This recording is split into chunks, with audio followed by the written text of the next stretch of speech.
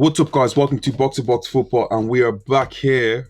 It's been a long time no see, but we're back here, guys. Just give you a little bit of content, and we're gonna do this little series as like there's a few weeks left of the season. We're gonna predict the top six and what their starting 11s are gonna be for the upcoming season. And today we're gonna start with the reigning champions, Manchester City. Now, I think the Manchester City team kind of picks itself, but there's a few positions in there that can be argued about. So we're going to get into it right now, and we want to know what you guys think about it. So let's get into it. So guys, as you can see right now, we have the team already set for you. You can see the majority of names already decided for. So I want to start off with just a quick one, and that's the centre-back issue. We would probably say that John Stones would be the number one, but I have a bit of a weird thing that Laporte might finally take his place back in this Manchester City team. I don't know how you feel about that, Jack, because Guardiola is someone that likes to change it up. Are they both left-footed? I'm not sure. See, the thing is, I have a sneaking suspicion Ruben Dias might be left-footed, and I know for a fact Laporte is. So I just wonder if it's one of those things where, like, you want, a left footer on the left side and a right footer on the right side. So I think you and I can probably both agree that Aymeric Laporte is probably, generally speaking, the better centre-back than Stones. I'd say it's pretty close, but I think in general, you'd probably say Laporte is just marginally better. But I wonder if there's a certain level of, the only thing you could maybe do is move Ruben Dias to that right centre-back spot to put Laporte in at the left centre-back spot. The only other thing, James, that I'd maybe consider, though, and I'm sure this isn't really Pep's style, 3 centre-backs?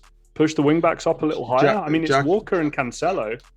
To me, I totally agree with you there. I see Man City trying something completely different this year. I wouldn't even be surprised if Guardiola drops Diaz for a bit. I honestly he's the type of guy when if your form and standards does drop, because Diaz had such a great season last year that his form will drop a little bit, and there will be a time when I can see him coming out, and we may see Stones and like Laporte in there, but the majority of positions kind of take care of itself there. I think Walker is arguably Guardiola's best buy as Manchester City manager, because what he has done since he's joined Man City has been incredible. I know you can have a bit of a 50-50 with maybe Mendy or like Cancelo or Zinchenko or like Zinchenko. I don't know how I've forgot his name. You can maybe have a thing about him because Guardiola seems to be a fan of Zinchenko, but I think Cancelo overall is the best player, and I would probably have him in there. But right now, probably just go with. Are we doing what we do, or are we doing what we predict will happen? I think let's do what we predict would happen. So what we would do, what we predict. Okay, yeah, okay. Because if I'm making predictions here, I think we stick to John Stones, right? Okay. Don't you think? Yeah, I'm happy with that. So as you can see, guys, the midfield kind of picks itself. The one you may have Fernandinho in there that he'll drop in here or there, but Gundogan seems to be a staple in his team. I'm not even going to talk about if like the Bruyne plays or not. But the one thing that really gets me is this front three and how undecided it is. The one thing I'm going to have, Jack, will all the speculation and everything happen, it seems and it feels like Jack Grealish is going to be a Man City player. And you do not pay £100 million for a player and not play him. So I see Jack Grealish signing for Man City and him taking up the left-hand side. I don't know how you feel about that, Jack. It's a huge deal. It's a huge deal. So obviously, I think being a little bit cautious about how certain we are is probably a good bet. But I think the biggest, I tweeted about this. The biggest slap in the face to me is you don't spend nearly 40 mil on Emiliano Buendia, Championship Player of the Season, and then an extra 30 mil on Leon Bailey if you're not expecting a big attacking player to go. And that big attacking player is not going to be an Ollie Watkins or anybody of that nature. It's going to be Jack Grealish, the one with all the links, the one who's going to cost the money. We can sit here and debate how much he's worth. I think you and I both probably agree that Grealish might not even be worth half of 100 mil, potentially. Grealish is a 40 million pound player. But and I think you and I agree. I think you and I agree on that. But look, the way Villa are operating, it does seem to me like I think Man City will get Grealish. And yeah, I can't blame you. That left wing spot does look likely. The interesting thing for me, I think the striker position you could argue is an easy pick, but with Pep, maybe not, because then Jack, there's a lot of players to fill that right wing spot. with this Harry Kane thing going on, I have a sharp suspicion. Could it happen? So could we have Harry Kane and Jack Grealish in this Man City team? Because let's be honest, like I can't see Man City going into a season without bringing in a striker. It makes no sense, Jack. You know, Yeah, they just lost their the greatest striker of all time. Do you really think that they're not going to bring in a striker?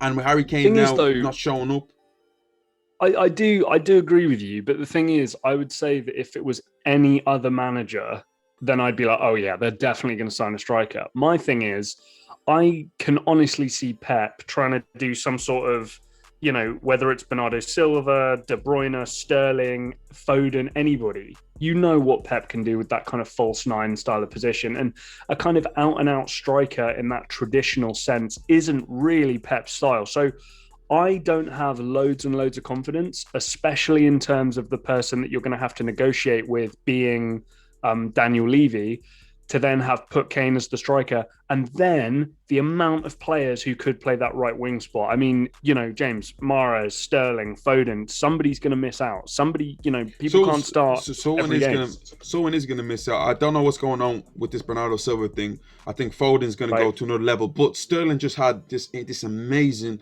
Euros, and are you really gonna drop Sterling? Personally, I have Right. this weird feeling that Harry Kane will be a Man City player. Like Man City could do this incredible thing and get both Jack Grealish and Harry Kane. Maybe that's too crazy to ask for, but it's Man City No, we're talking about here. but James, You you know, you know my thoughts on this. I think, like, look, if I'm Tottenham, yeah, do the deal. Say, yeah, we'll take Emerick Laporte and we'll take Raheem Sterling, and you can have Kane, and maybe we'll give you 40 mil.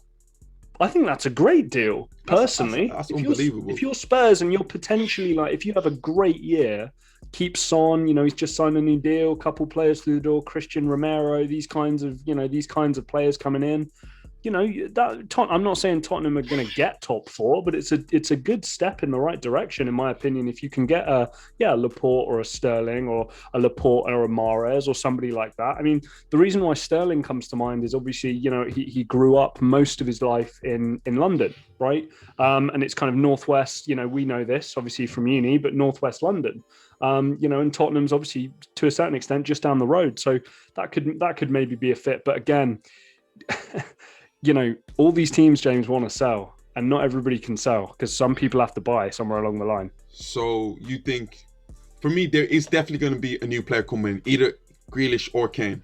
It seems more likely that Grealish is going Right. to be that player. I can't see Man City not trying to bring in another player to refreshen up this team.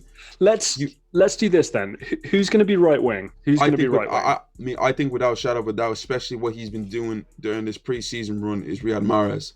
I feel Riyad Mahrez will Mahrez. take up. Okay. I think to be fair, what he what he done for the run last year for Man City Champions League was amazing, and how we started like a house on fire in the league, and especially with a player like Riyad Mahrez, you need an out and out winger. I don't want Phil Foden and Jack Grealish on one side because they both want to come inside and Right. and like dictate play.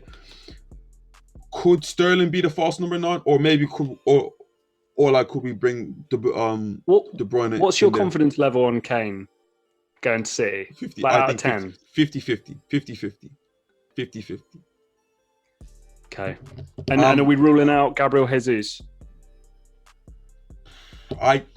for me, Guardiola's shown to be a man that he likes Jesus, but I don't think he has the ability in Jesus to believe that he's going to be my striker week in and week out. So no, And, no, I don't see that and happening. what was the point in signing Ferran Torres? I just think it's Uh, such a strange but like. but again, it's strength and depth for this Man City team. One goes down, next man up for them, man. And like you look at the squad, Jack. We were thinking of missing Sterling, Bernardo Silva, Ferran Torres, Gabriel Jesus, all these players coming off the bench. Would you not want a squad like that? But do you know what it is? I'm gonna leave this final one with everyone. Yeah, Yeah, for the guys, comments, good shout. please, guys, tell me what you think right now. Who will be Man City's striker next season? Will it be Kevin De Bruyne, Raheem Sterling, Phil Foden, or Harry Kane? Let us know, guys. Comments down below. Thank you for watching. This is Box to Box Football, and we will see you next time.